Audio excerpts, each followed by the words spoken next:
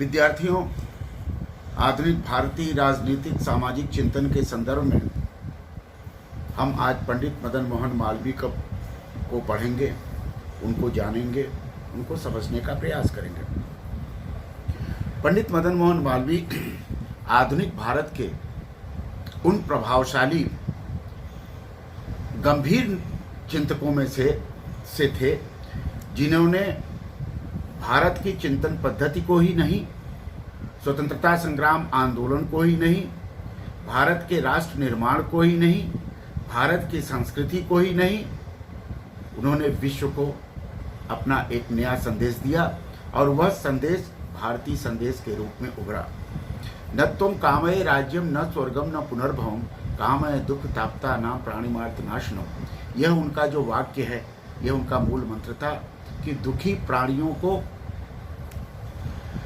त्राण देने के लिए, दुखी प्राणियों का कल्याण करने के लिए हमें काम करना चाहिए। हमें किसी मुक्ति की चाह नहीं है, हमें स्वर्ग की चाह नहीं है, हमें किसी संस्था की चाह नहीं है, व्यक्तिगत तौर पर हमें किसी राज्य की चाह नहीं है। हम तो भाई केवल दुखी प्राणियों का कल्याण करने के लिए हुए हैं और वो करेंगे। पंडित मदन मोहन मालवीय ने समाज, राजनीति, शिक्षा, संस्कृति और भाषा पर गहरा प्रभाव डाला। उनका व्यक्तित्व ही बहुआयामी था।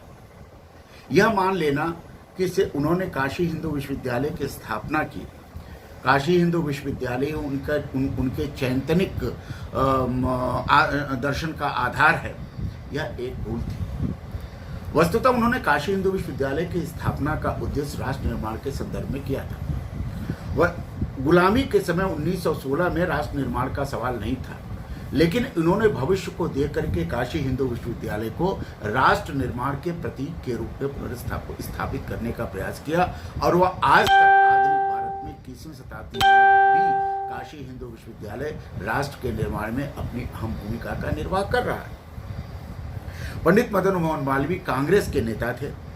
कांग्रेस के उन नेताओं में थे जिन्होंने 1886 से ही कांग्रेस का नाता पकड़ा। वे शुरू के दिनों के कांग्रेस थे। नेहरू और गांधी तो कांग्रेस में बाद में आए। कांग्रेस की स्थापना के समय से ही पंडित मदन मोहन मालवीय कांग्रेस से जुड़े रहे और कांग्रेस के साथ उन्होंने समर्पण भाव से काम किया। लेकिन आगे चल करके कांग्रेस के भीतर जो वैचारिक उथल पुथल हुई, उसमें पंडित मदन मोहन मालवीय के चिंतन को थोड़ा सा चिंतन पर थोड़ा असर पड़ा, जिससे उन्होंने कांग्रेस के भीतर रह करके स्वयं के चिंतन को आगे बढ़ाने का काम किया। उनको प्राचीन भारतीय चिंतन पद्धति में अतीव आस्था थी।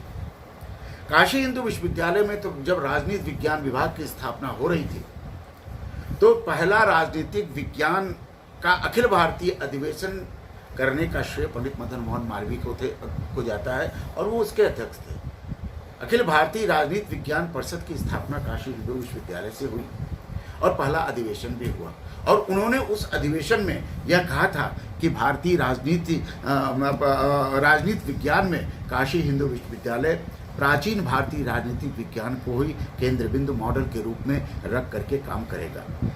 और आज भी काशी हिंदू विश्वविद्यालय का राजनीति विज्ञान विभाग प्राचीन भारतीय राजनीतिक चिंतन को मॉडल मानता है। और आप जानते हैं कि आपको एक पेपर आप एमए फर्स्ट सेमेस्टर में आप उसको पढ़ते हैं।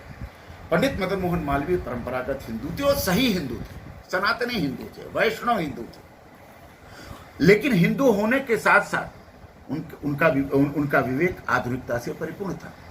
हिंदू परंपरागत हिंदू होने के बाद भी उन्होंने औद्योगिक विकास में रुचि लिया और औद्योगिक विकास के संदर्भ में बहुत लंबा पत्र उन्होंने प्रस्तुत किया। 1920 में कलकत्ता कांग्रेस में पंडित मदन मोहन मालवीय ने बिपिन चंद्रपाल, एनी बेसेंट और चित्तरंजन दास के साथ मिलकर के गांधी के असहयोग आंदोलन का विरोध भी किया। 1921 में मालवीय जी एनी बेसेंट तथा अन्य लोगों के साथ मिलकर के एक शिष्टमंडल के सदस्य के रूप में वायसराय से मिले और असहयोग आंदोलन में जो त्रुटियां हो रही थी उन त्रुटियों से उनको अवगत कराया।